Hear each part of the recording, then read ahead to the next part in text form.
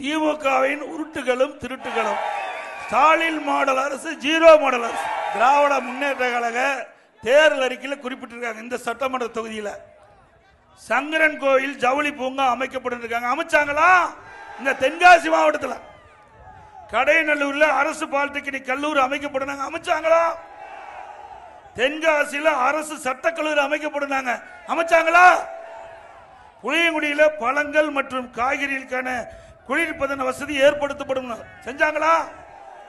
கொப்பரை தேங்காய்க்கான மின்சார உலர் வசதி ஏற்படுத்தப்படும் சொன்னாங்க. செஞ்சாங்களா? தென்காசியில சிறப்பு பொருளாதார மண்டலம் அமைக்கப்பட்டாங்க. அமைச்சாங்களா? எங்க தென்காசியில புதிய அரசு மருத்துவக் கல்லூரி அமைக்கப்பட்டாங்க. அமைச்சாங்களா? தென்காசியில மாம்பழச்சாறு உற்பத்தி நிலையம் மற்றும் எலுமிச்சை பதப்படுத்தும் தொழிற்சாலை அமைக்கப்பட்டாங்க. அமைச்சாங்களா?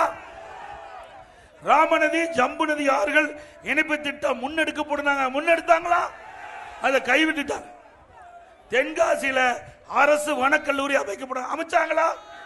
அப்ப 10க்கு 0 தானே, 10க்கு 0. ஆக இது திராவிட முன்னேற்ற கழக தேர்தல் அறிக்கையிலே இந்த மாவட்டத்தில் குறிப்பிட்ட செய்திகள்.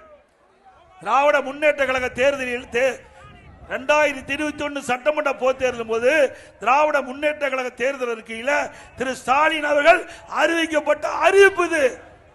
ஏன்னா நாங்க சொன்ன எடப்பாடி பழனிசாமி பஸ்ல போய் பொய்யா பேசிட்டு சொல்றாரு. அதுதான் நாங்களே அச்சடிச்சு முன்னு காட்டுறோம். உண்மைதானது? நான் சொன்னதெல்லாம் திமுக தேர்தல் அறிக்கையில் இடம்பெற்றிருக்குது. அதை செய்யாத அரசு தொடர வேண்டுமா?